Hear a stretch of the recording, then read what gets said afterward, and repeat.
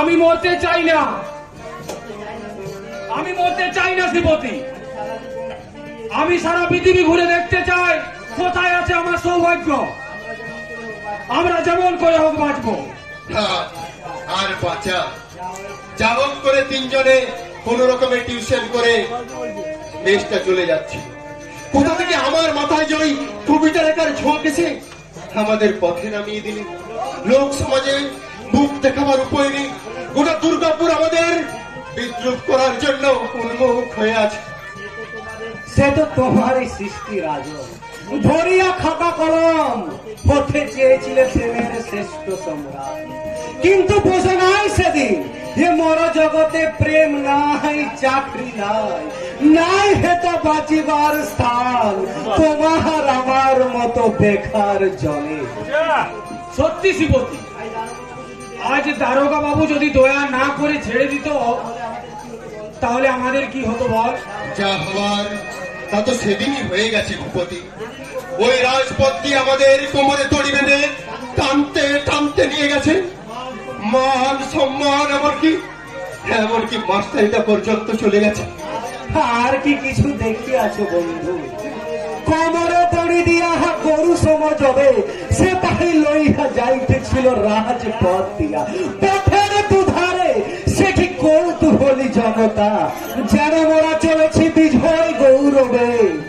কোন বীর সেনানী কিংবা দেশের মহান নেতা। ঠিক বলেছ, মহান নেতা বলে আজ আমাদের এই জঙ্গলের মধ্যে লুকিয়ে বেড়াতে হচ্ছে। তাহাই সহাস্য ভবনে নাগরিকগণ সম্বর্ধনা সহ জনস্বত সমবেত ভাগায় ফাটিয়া পড়েছে আমার বৃদ্ধ বনিতা। যারা দেখে নাই কোনদিন দেখিল সেদিন, যারা চিনিত না তাদের হলাম পরিচিত প্রিয়জন। প্রিয়জন না প্রিয়ার্জন? চল দেখি কোথাও কোনো প্রিয়জন বা প্রিয়ার্জনের খোঁজ পাই, খুঁজে দেখি। চল তাই চলো সখা, চল। কেহ যদি আমাদের বলে প্রিয়জন, স্থান দেয় তাদের আগারে। তাহলে চল এগিয়ে যাই। চল। আরে ওই দেখ, ওখানে ঠিক কোন প্রিয়জন আমাদের জন্য অপেক্ষা করে গাছতলায় বসে আছে। সত্য সত্য হে রাজন, বিরহ বিদুরা জগতির সমন্বত মুখে কে বা কানে বৃক্ষ তলে বসি। ওহে চিনিয়াছি তোমা, তুমি সেই মায়াবিনী, অর্ধেক নর আর অর্ধেক রমণী। নত মুখে কেন বসি ও গো সুবদনী? কেন হেরি তোমা এ বিরস বদন কর জরে করি গো মিনতি। ও এ সেই মাল জাল শাড়ি পরার জন্য আজ আমরা পথে পথে ঘুরছি। এ সেই মাল।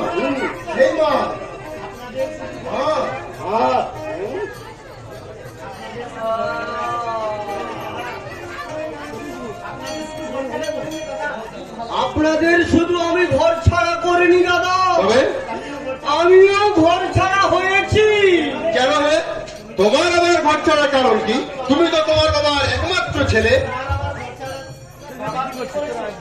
বাবা বিয়ে করেছে। বিয়ে? তোমার বাবার এই বয়সে বিয়ে? হ্যাঁ, হ্যাঁ? গতকাল ওই থানা হতে ফেরার পথে হ্যাঁ। ওই কলোনির একটি মেয়েকে ওই গোধূলি লগ্নে বিয়ে করেছে।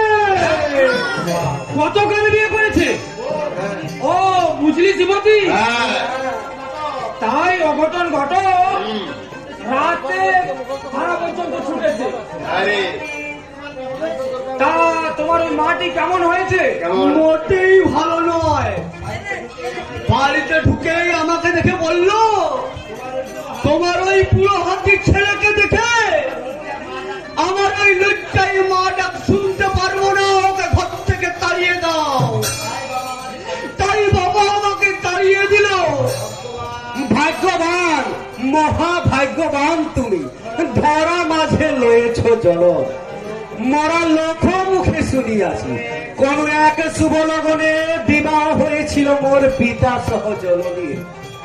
দেখি নাই সে ফুল বাসর, খাই নাই বাবার বিয়ার মন্ডা লুচি কিছু। আর তুমি সচক্ষে দেখিলে বাবার বিয়া খাইয়াছ নিশ্চয় বন্ধু, রাশি রাশি দই লুচি উদরে পুরিয়া। কিন্তু এ হেন ভাগ্যবানের ললাটে কেন হেরি রক্ত ধারা? কি করিয়া তোমার ফাটিল কপাল বলো গোপাল?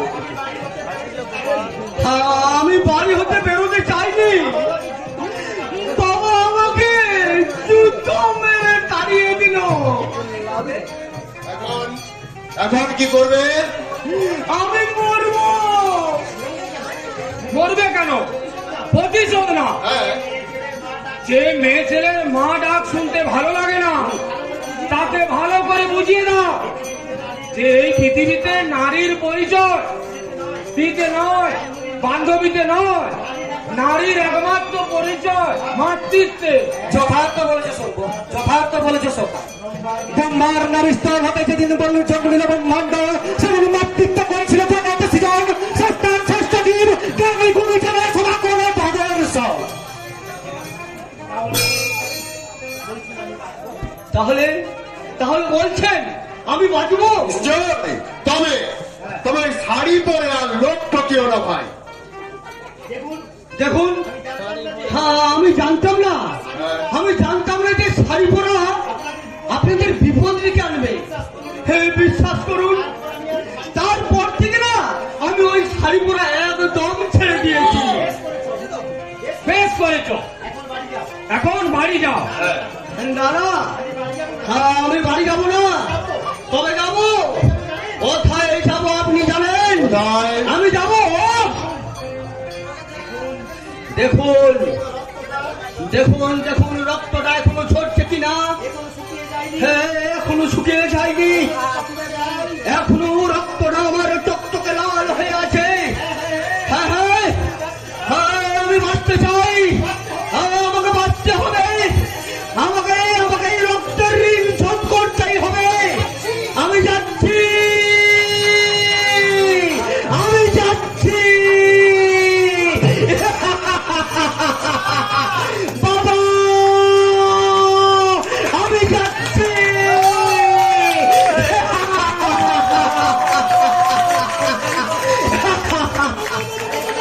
আরে তুই কি পাগল নাকি?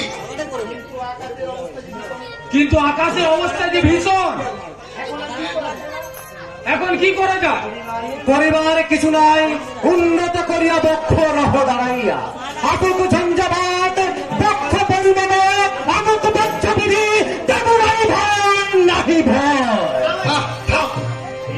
বৃষ্টি শুরু হয়ে গেছে, সামনে অন্ধকার রাত্রি। তাই এখন কি করবি সেই চিন্তা আগে কর। শোন, হ্যাঁ। কি? ওই চেয়ে দেখ। সম্মুখে নিহারি এক জীর্ণ অট্টালিকা। হ্যাঁ, একটা ভাঙা বাড়ি বলে মনে হচ্ছে।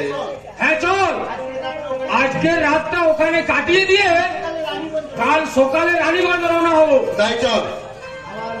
আমার হাত ধরে তুমি নিয়ে চলো সোখা, আমি যে ওপর চিনি না। চল। আয়।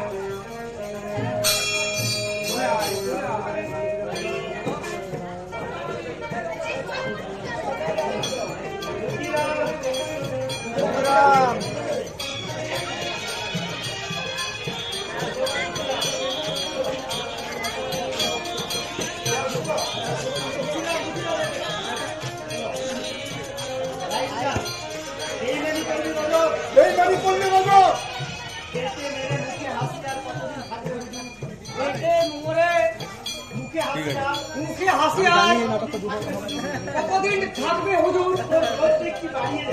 ও রোজ দেখছি বাড়িয়ে দে যা পাচ্ছিস তার 4 গুণ পাবে। দেখি চিন্তা করি। তবে বাপ মাঝে পেট না ভরে, যদি পাপ না করে পেট না ভরে কাজ করে লাভ কি? কেন পেট করছো গোপাল? এবার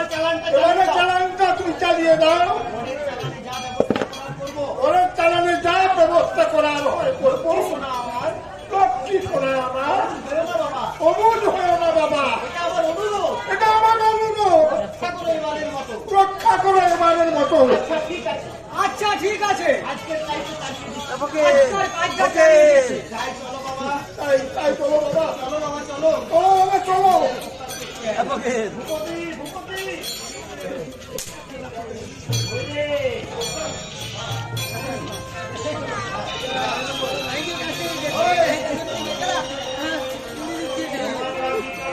সমান ভাগ দিতে হবে শ্রীপতি।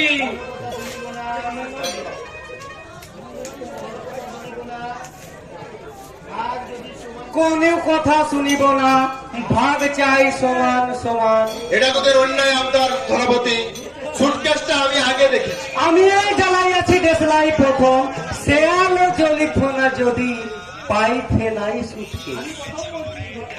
আমি প্রথম বলেছিলাম এই ঘরটার দিকে যেতে।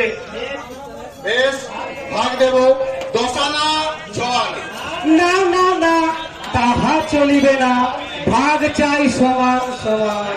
দেখ শ্রীপতি, আমরা তিনজন এক মায়ের ছেলে না হলেও আমরা একসঙ্গে এতদিন ধরে আছি। এই টাকাটা পেয়েছিস বলে তা তুই ভুলে যাবি? ভুলিও না সোকা, তুচ্ছ, অতি তুচ্ছ টাকা। শোনো না রামকৃষ্ণের সেই অমর বাণী, টাকা মাটি মাটি, টাকা টাকা মাটি। ঠিক আছে, ভাগ দেব।